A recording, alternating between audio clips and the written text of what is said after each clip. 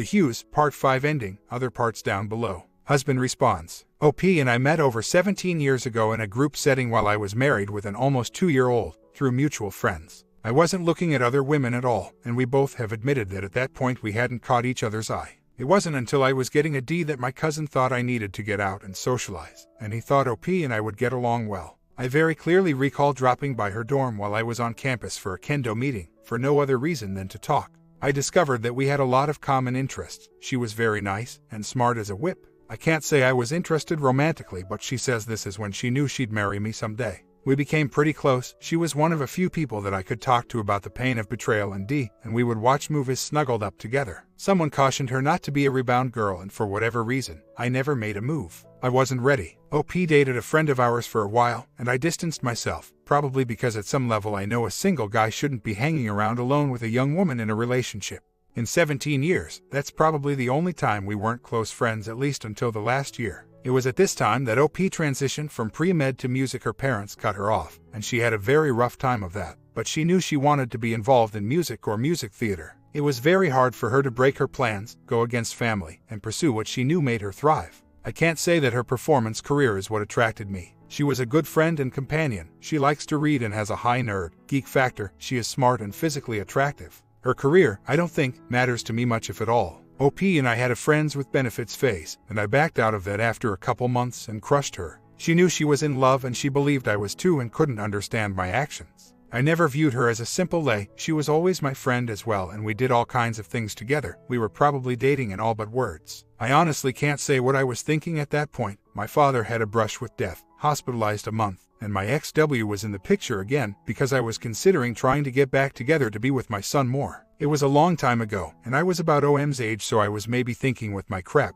but I'd like to think better of myself. I could certainly have nailed OP all I wanted, but I felt like I had to let her off the hook, maybe to keep her feelings from getting hurt. I was afraid she was getting too attached or something. A few months later, OP and I reconnected, and for me it was serious monogamy time. After some time, I proposed. OP went away to grad school, and I remained behind a year. Long distance was rough, but I have many very fond memories of our times together during that period.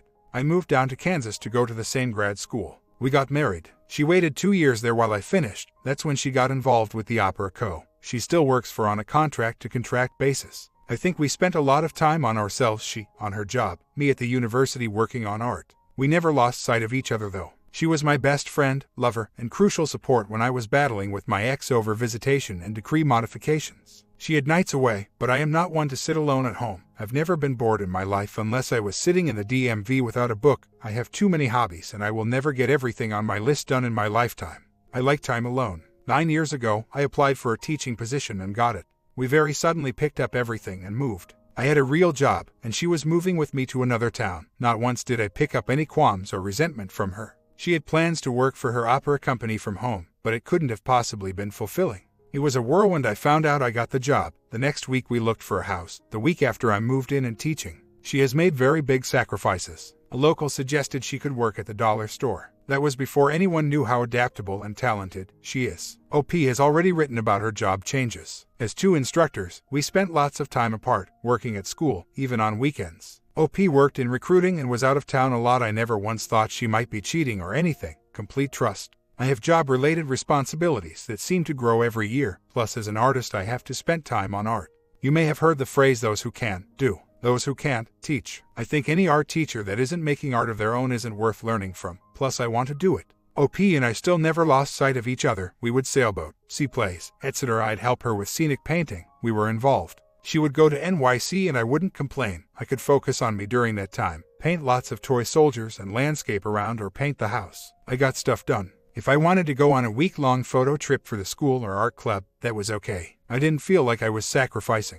Right before her pregnancy, the boy is now a month shy of 3, things started disconnecting. OP seemed to be exhausted after school, where she spent her energy. More time glued to TV, books, or at school. This is likely the time when I had an interest in a female student of mine. I never prodded her into anything, but I imagined that she would be a great girlfriend if I were 10 years younger. I kept boundaries up, never did anything that could be perceived as flirtatious, and worked it out on my own. I could have without a doubt spent exponentially more time around her, but I knew what devastation affairs bring. This former student even told me the other day that she drove by my house from time to see if I was home, but didn't stop, so I think there was a real opportunity for an affair if I'd been open to it. I often wonder if my unwanted feelings caused some distancing from my side. I think I was probably more critical of OP's shortcomings. I eventually told OP about my unhappiness about our distance and her emphasis on work in an attempt to get things back on track with us. I wasn't considering a D or anything, I was lonely and missed my friend. 3-4 years ago, OP also became more involved with her students at a higher level, more texting, more mothering, more digging them out of trouble. She had done that before, but not with people that seemed to want to draw her into them, to make her a friend. OM was part of that crowd. At first, he wasn't treated any differently. He was in a clique of her advisees and performers. The arrival of a baby required both of us to step away from some responsibilities, but for the most part she went on doing what she had been. She could wear the baby in a sling, nap him in her office, and keep on doing her thing. I was pleased to see her get into motherhood the way she did. OP was awesome, but it could have been that first year was just another obsession for her. More than one person said she shouldn't be a mother. I thought they had been proven wrong when she became one. This particular clique of students was involved in award-winning productions that were doubtless quite impressive for a 2-year school in the middle of nowhere, on par with major 4-year colleges. This is when OP started her us versus them thinking, and she put me on the outside. It could be her supposedly unconscious attraction for OM was a factor in that he eventually, and all too easily in my opinion, became her best friend. When the son got old enough that he couldn't be at work anymore, I took on more children work. I was already doing a lot of household chores, but nothing to make me resentful. However, with a kid, I start losing my time. I can't have art supplies out around a toddler. I can't focus, it's just not the same. I used to spread my hobbies around the house, work on things in the living room. There's no way that's happening with a crawler that is hardwired to taste everything they touch. OP and I talked about this, but she didn't make any real changes. In fact, she just kept on getting deeper in with her cult as their production went to a regional competition. It was a profound experience for her. The power of musical theater to impact lives became her religion. I was apparently an infidel. My time started at 8:30 when the kid was put to bed. I told her I felt like my interests were perceived as hobby, whereas hers were time-sensitive, multi-person productions. More money is involved, it's communal, it's grand. My interests, maybe even need, a drive to create I've had since early childhood, are introverted and seemingly not as important. We talked about this, probably before and during her she would miss important things in my life because she was always doing something. The theater students fed her ego, filled her emotional void. She was making them feel good and cared for. They were doing great things. I am not convinced her theater passion is to blame, but she certainly is passionate about it. Her most passionate talk with me about OM was when she told me about her reliance on him, his sharing of her love of it, that it was important to him as it was to her. I could tell she was enthused. Her words, speech, hand gestures were alive. That conversation was 15 minutes prior to the moment of D-Day 2. The only real arguments we've had, where she really got her back up, are related to musicals and theater. She has always been obsessive when embarking on something new. She wanted a fish tank, so we end up with a 60-gallon saltwater tank. Community theater. She gets a sailboat, which was great fun for 2 years. Kid arrives and it becomes a pitiful water collector that I get to take care of. I gave it away on Craigslist about a month ago. Baby wearing Waldorf dolls. Damn CJ. My concern is that if I decide to castrate myself and yet again, it will be another couple-month project for her. She will research and devote herself to us until it seems good, then she will be off again onto her next phase. We have always, since we started going out, had a lot of time apart to be individuals. That has been the case no matter her job, although in her case it was always job-related. It was never a point of contention or a problem until a child arrived, combined with her pouring herself into people outside of our marriage. What attracted me to OP, intelligent, pretty, fun to be around, fun to talk to, similar interests and background. I loved seeing her on stage, but that's not what hooked me. I may not be able to look at her on stage again. Last time I did, she was clearly in a deep connection with OM, and not just because they were paired up as romantic interests. Known factors in the affair: instant attraction for OM, which she admits, but she has always said she had no romantic thoughts about him until they had their encounter in the office. Terrible boundaries with students. Poor ethics both as an industry professional and instructor. Focus on success at work. Inability to recognize, admit her own feelings. No close friends her age. Feels awkward around other women.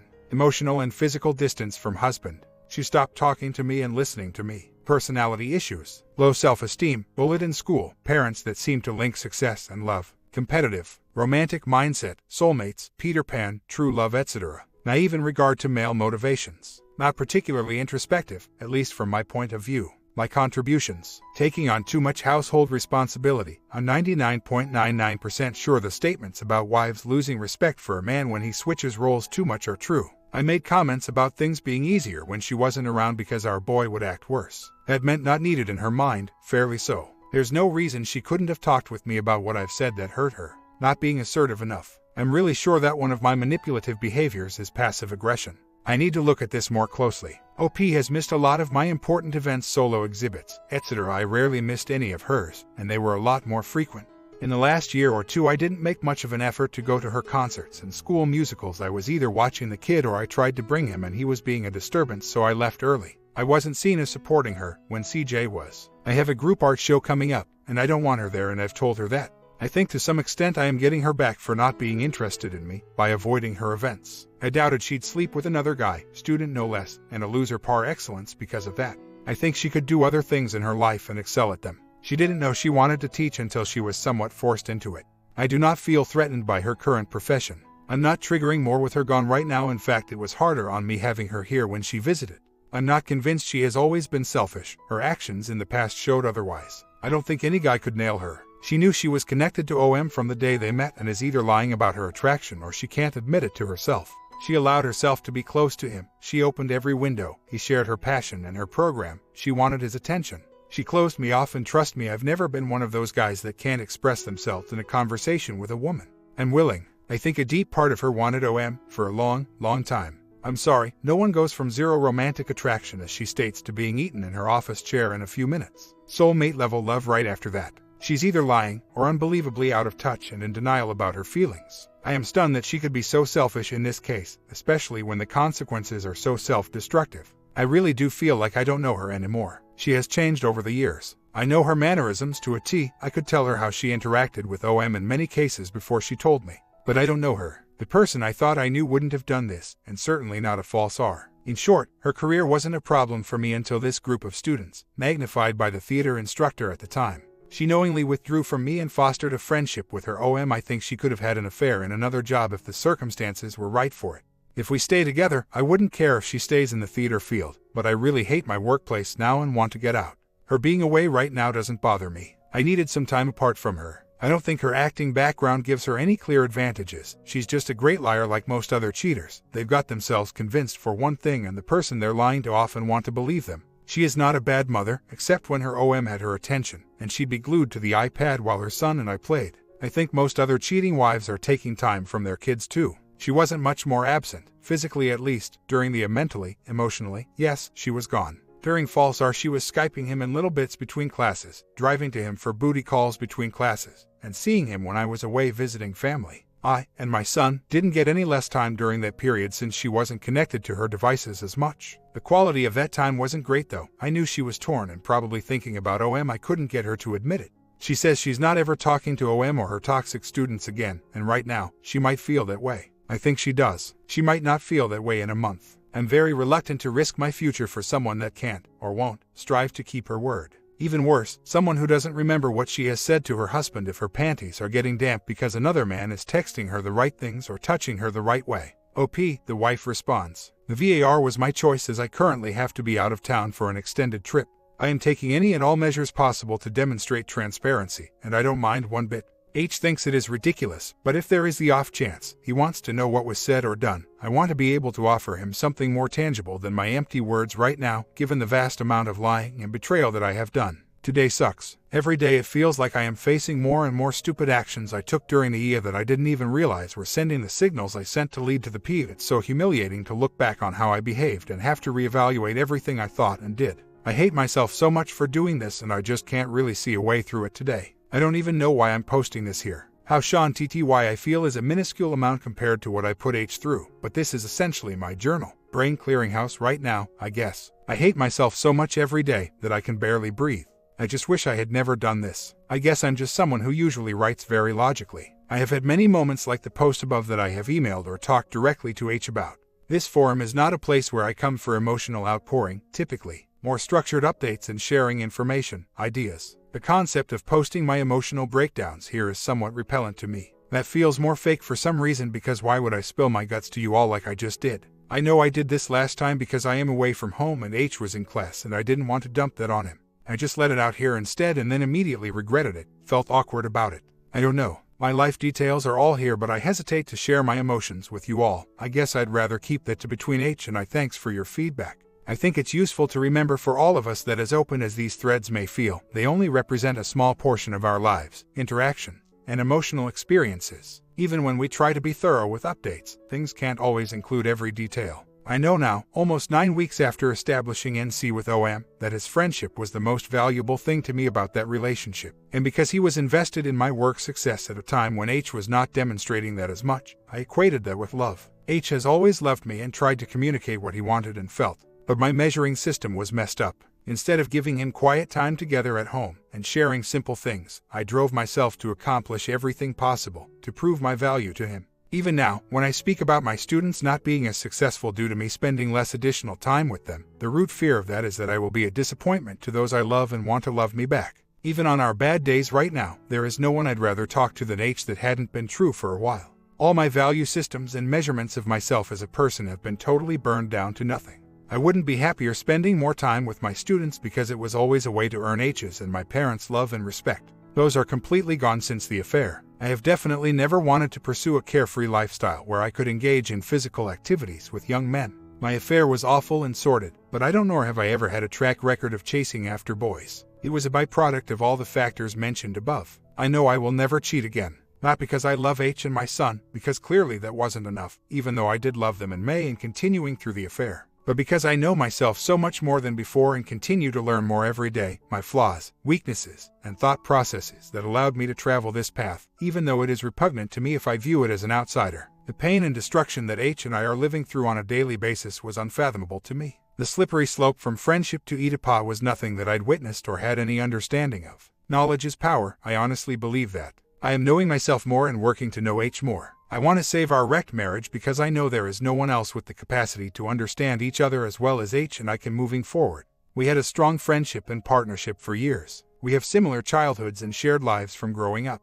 We have continued, even as we were growing apart, to share a love for similar types of new experiences. We fit each other well and could always talk, but I pulled that away from us. We have been together long enough for me to confidently know that our paths will run close for the rest of our lives. This was never really about incompatible lifestyles. More that my emotional issues, fulfillment methods caused an incompatibility. H feels like I am a stranger now because he can't connect his image of who I was with the actions I took. But I don't think I am a stranger to him. He's made some incredibly astute points about my weaknesses. I don't feel like a stranger when we are spending time together and talking more like we used to. H has to decide if he can live with someone with my flaws. In my view, I think the weaknesses I've discovered desperately need to be addressed, can be addressed in more healthy ways. I just never had them manifest in such a detrimental manner before. I am not someone who doesn't want to change or doesn't recognize the essential need for change at this point in my life. I expect my small traits to remain similar: enjoyment of music, interest in work, desire to travel and have new experiences. But what is fundamentally changing is how I let those things and others impact my self-image and my actions. I am not afraid of divorce for myself. I can survive it. I have other job opportunities, people who have demonstrated a lot of care for me over the last 9 weeks, and a much better understanding of what I need to have a happy life. I know both H and I would be okay, but I know we have a much greater chance of feeling fulfilled and happy if we can come through this together. We both value our son and want a 2-parent home for him. We both want a relationship with someone who is a friend and lover, someone with a genuine interest in us as people. We want someone to be open, honest, and vulnerable with. No one will ever truly understand me as H does, and I believe the opposite is true as well. We can share our histories with new people, but there is too much there between us to ever be matched by a new relationship. Serendipitous things from our childhoods, shared discoveries as young adults, and deep growth at this stage in our lives. I want to build a new marriage with H, with a better understanding of how we each need to love and be loved in return. Falling in love as teenagers is easy. No one knows themselves and how their needs will manifest in 20 years. We coasted on easy for far too long and it left voids in both of us. But no one can fill those voids in the same way that we can for each other. I have learned that in the most painful way possible for both of us. I think it's one of those things that you can hear but not understand, implement if you have been wired a different way. Like the different love languages, for example. H may want me to hang a curtain that's been undone for a while as his Christmas present. But I can't believe that would really be what he wants as a present because that doesn't feel like a gift to me. Same thing here. H wants more time from me, but I don't feel that I have any value in that circumstance. I'm not trying to deliberately defy him, but my subconscious tells me that can't be what he really wants because I'm worthless like that. It's not measurable success. It's probably really hard to verbalize well, and it's definitely messed up. Why don't I trust what H says he wants and needs over my own perceptions of value? But we know now that people speak different love languages for years without being aware their partner doesn't get or want that. So, I think it's kind of similar. Does it make any sense at all? I need to learn to dial that back, to give myself permission to be satisfied with myself as us and understand that it is okay for me to choose to relax and prioritize soft goals over measure achievements. I know I will be happier in the long run if I can accomplish this. It won't be easy at all. I will have to fight many years of habits, expectations, and ideas. But I don't want to be that person anymore. I don't like who I am and how I judge myself. So, I have to try something new. Better understanding this does really help me assess my motivations in any given situation and helps me hear more clearly what H is asking for. It may be too late, and I hate that more than anything, but for myself and my son, I've got to break this habit. I don't want it to be passed on to him. Last night's conversation, honestly, I'm not sure why that went awry, other than H felt like I had betrayed him again by sharing details of what we've been going through with friends in December. One of them is very close to me, and she had told the other what was going on, so I talked openly in front of both of them. I'm trying to really own up to what I did and be honest in all my conversation. But H was upset that I had shared that personal conversation, and I can understand why in retrospect. I'm still working on finding a balance on what to communicate to whom. I sort of feel today like I shouldn't talk to anyone but my therapist and H, but I also know that's not healthy. So, I just need to think before I speak more. My friend was in town for the night only. I didn't know when I'd see her again. She moves to La tomorrow, and I just spilled my guts. It's no excuse. I hate that I still mess up and cause H more pain and anger. Well, I returned home yesterday. H and I had a really rough night on Friday, as many of you have seen, heard. He still came to the performance on Saturday. It was such an incredible gift to have him there with me. We ate a quick dinner, went to the production, and he accompanied me to the donor cast party afterwards before we returned to the hotel. I will never forget his strength and caring and sharing that experience with me. I was a wreck, multiple performers were sick, one major character was vomiting in his dressing room pre-show. I hadn't slept for 2 days, and I was so worried about how H would react to the show and its subject matter. He told me I looked beautiful, held my hand throughout, and was the incredible man that I know him to be throughout the evening. We drove home yesterday and spent the day with our son, playing and relaxing together. I have hurt him so badly, he is really struggling with the anger and betrayal. But I am so blessed that he is struggling with it, not just letting it take hold of him. He suggested we spend last night pair bonding, trying to reconnect with each other, even after everything I have put him through. He found the card I wrote him on our wedding day 11 years ago and asked me to read what I wrote with him.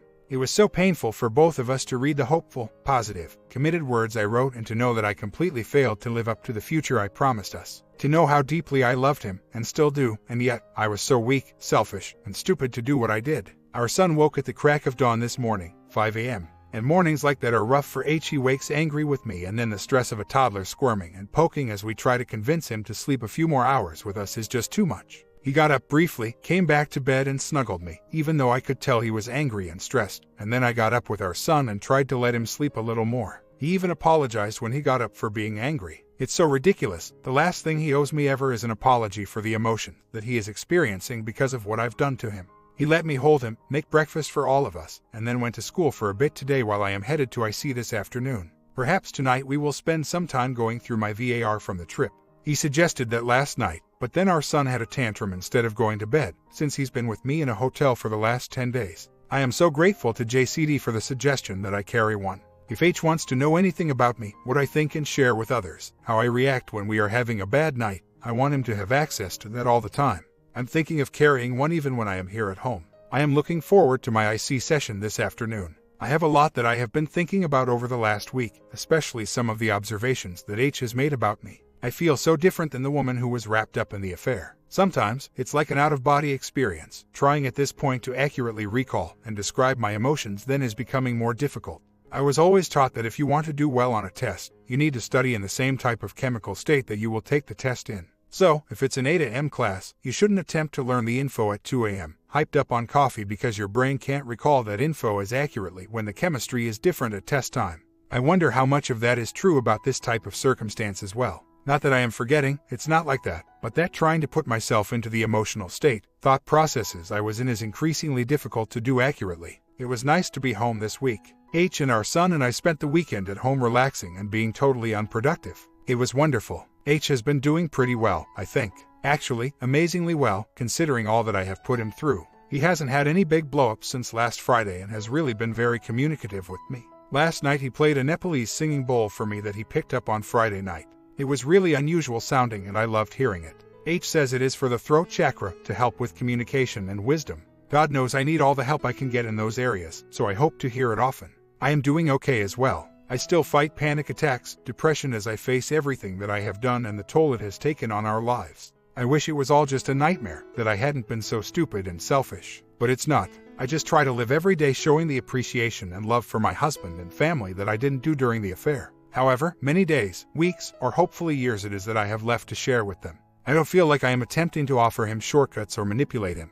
He has asked hypothetical questions about free passes, revenge affairs, and I don't feel that I have the right to deny him that after what I have done. I am focused every day on spending time with him, showing love to him through communication, affection, partnership, and transparency. I am trying to be a whole person again and give my complete engagement to my family, not parcel it out to work, family, friends, students. The last thing I want is for H to become anything even remotely like me. But if those assurances, agreements are important to him, how can I deny that? I want him to have everything possible to him that will help him heal. Do I think a free pass or revenge affair would ultimately help him heal? No, I don't think so, but I wouldn't want to think that I can possibly know best what H needs and wants at this point over his own perceptions. So, if he wants it, needs it, and it's in my power to help him, I am doing it. Maybe that's not right, but I don't know what else could be better right now. I did not give him reasons we could not be together. I'm too old, find another girl, etc. I told him point blank that our relationship was strictly professional, teacher, student.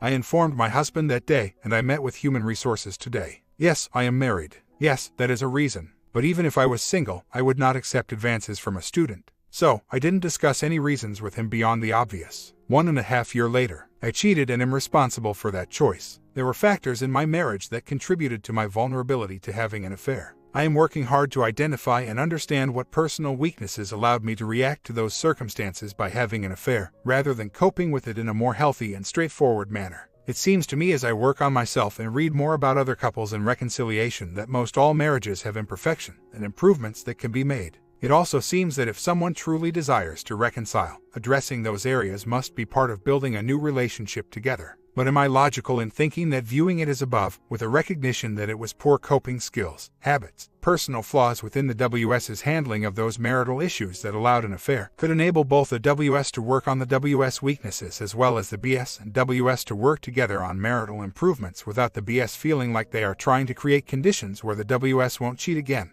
Clearly this doesn't apply to serial cheaters. Also, often cheaters are described as selfish and narcissistic. I'm not disagreeing, but how can a BS ever rebuild trust if they are lumping their WS under those generic flaws? Isn't it better to understand how a WS would choose to be selfish? I'm not talking about the marital circumstances, but the personal perceptions, rationalizations that occur. It seems like only then could a WS say to their BS that they understand the factors that enabled them to cheat and are actively protecting themselves from anything that could lead to a reoccurrence. So essentially a WS could say, I know I am prone to selfish behavior under X conditions. It is my responsibility to be self-aware enough to share how I'm feeling with my partner and monitor my thoughts and actions so that I will not default to those selfish patterns of behavior. To me, that seems like one of the essential aspects when working to rebuild trust. There is no magic spell. H and I are nearing our 2-year D-Day anniversary, and while most days things are okay, there is still a lot of pain and we are both aware of the significant damage to ourselves and our relationship.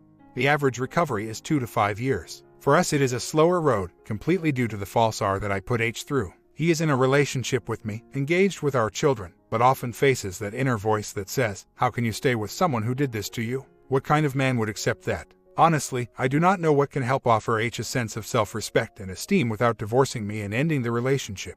But at the same time, he has said that he doesn't think he will be better off if we split. So that's an enduring conflict in him. All I can do each day is trying to build the type of relationship that he deserves, with a loving, thoughtful wife who prioritizes him and is dedicated to his happiness and their family, and hope that he can find respect for himself as someone who is gracious at heart, offering me the chance to demonstrate change, and feel his grace was rewarded by that change. He has said at this point that he feels I am consistently doing everything possible to help him heal and us progress through and has acknowledged that something needs to happen within him to reach the next stage in healing. But he doesn't know what that is or how to reach it.